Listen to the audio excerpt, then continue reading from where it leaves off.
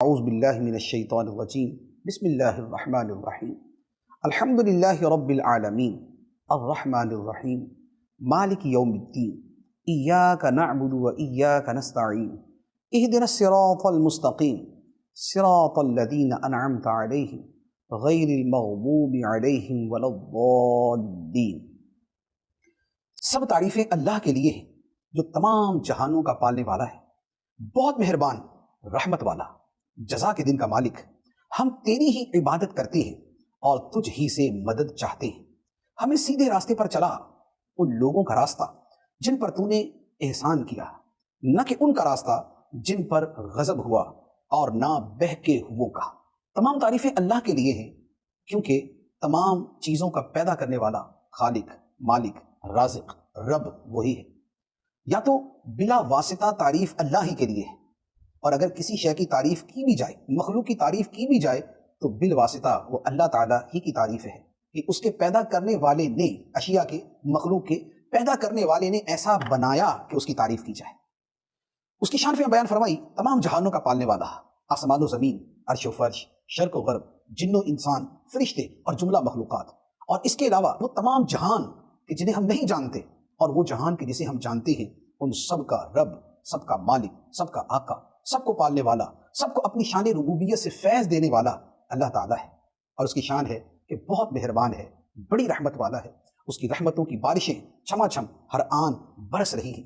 ہم سر سے لے کر پاؤں تک رحمت الہی اور نعمت الہی کے دریا میں ڈوبے ہوئے ہیں۔ پھر اس کی شان یہ ہے کہ وہ روز جزا کا مالک ہے۔ اس نے ہمیں اگر نعمتیں عطا فرمائی تو ان کا حساب بھی لے گا، اور ان کا حساب جس دن لے گا وہ یوم جزا ہے، وہ یوم الدین ہے، وہ بدلے کا دن ہے۔ اس دن پوچھ گچھ کرے گا اور ہم سے وہ دریافت فرمائے گا کہ تم نے ان نعمتوں کو کیسے استعمال کیا، کہاں سے حاصل کیا، میرے حکم کے مطابق استعمال کیا یا اس کے برخلاف استعمال کیا۔ روز جزا کا مالک ہے۔ اس کے بعد بندہ اپنے رب کی طرف متوجہ ہو کے عرض کرتا ہے، ہمیں سکھایا گیا کہ اپنے رب کی بارگاہ میں یوں کہو، اے مولا ہم تیری ہی عبادت کرتے ہیں۔ عبادت کیا ہے؟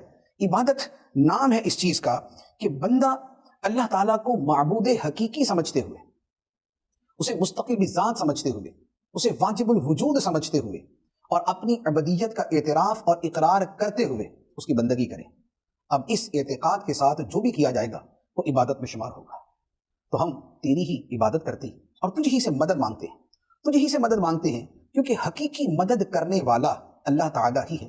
دنیا میں کوئی اگر کسی کی مدد کرتا ہے، اولاد ماں باپ کی مدد سے جوان ہوتی ہے، اور بوڑھے ماں باپ کے لیے جوان اولاد سہارا بنتی ہے۔ دنیا کے بیسیوں کاموں میں، بلکہ لاکھوں کاموں میں ہمیں ایک دوسرے کی مدد کی حاجت رہتی ہے، لیکن ان ساری حاجتوں کے پیچھے جو حاجت روا اور جو مشکل کشا ہے وہ رب کی ذات ہے، کیونکہ اسی رب نے ہی اختیار دیا، اسی رب نے ہی یہ تصرف کی طاقت عطا فرمائی کہ جس کی وجہ سے ہم ایک دوسرے کی مدد کر سکتے ہیں۔ اصل جو مستعان حقیقی ہے، جو حقیقی مددگار ہے، وہ اللہ تعالیٰ ہے، اور بقیہ جتنے بھی ہیں، خواہ وہ ظاہری اسباب کے اعتبار سے ہیں یا ظاہری اعتبار سے ہٹ کر ہیں، وہ سارے کے سارے اللہ کی مدد کے مظاہر ہیں۔ وہ اللہ کے دیے ہوئے اختیار سے مدد کرتے ہیں۔ اس کے بعد رب کی بارگاہ میں دعا ہے، اے میرے مولا، اے ہمارے رب، ہمیں سیدھے راستے پر چلا، صراط مستقیم، جو صحیح عقیدے کا راستہ ہے، جو جنت کا راستہ ہے، جو نبیوں کا راستہ ہے، جو نبی پاک علیہ الصلوۃ والسلام کے صحابہ کا راستہ ہے۔ اے مولا ہمیں اس سیدھے راستے پر چلا۔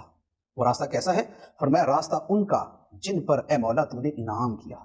انعام کن پہ ہے؟ نبیوں پہ ہے، صدیقوں پہ ہے، شہیدوں پہ ہے، صالحین پہ ہے، جنہیں ہم اولیاء کہتے ہیں۔ تو گویا جو نبیوں کا راستہ ہے، جو ولیوں کا راستہ ہے، جو بزرگان دین کا راستہ ہے، جو سلف صالحین کا راستہ ہے، جو غوث اعظم کا راستہ ہے، جو خواجہ معین الدین چشتی اجمیری کا راستہ ہے، جو خواجہ بہاؤالدین نقشبند کا راستہ ہے، اور جو اولیاء کرام کا اور ائمہ مجتہدین کا راستہ ہے، یہ انعام یافتہ بندے ہیں۔ ان کا راستہ صراط مستقیم ہے، اور اس پہ چلنے کی ہم دعا کرتے ہیں۔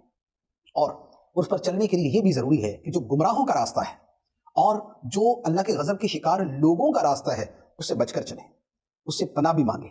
مغضوب علیہم، جن پر غضب ہوا، یہ کون ہے؟ تو حدیث مبارک میں فرمایا یہودی ہیں، اور جو بھٹکے ہوئے ہیں، گمراہ ہیں، وہ کون ہے؟ حدیث میں فرمایا عیسائی ہیں۔ اور علماء نے اس کے مزید معنی بھی بیان فرمائے کہ مغضوب علیہم، غضب کا شکار لوگ وہ ہیں جو بد عمل ہیں، جن کے عمل اچھے نہیں، اور بھٹکے ہوئے لوگ وہ ہیں جن کا عقیدہ خراب ہے، جو بد عقیدہ ہے۔ تو بد عقیدہ سے بچنا، بد عمل سے بچنا، کافروں کی صحبت سے بچنا، یہ ضروری ہے صراط مستقیم پانے کے لیے۔ اس کے آخر میں آمین کہنا نبی پاک صلی اللہ تعالیٰ علیہ وسلم کا طریقہ رہا ہے۔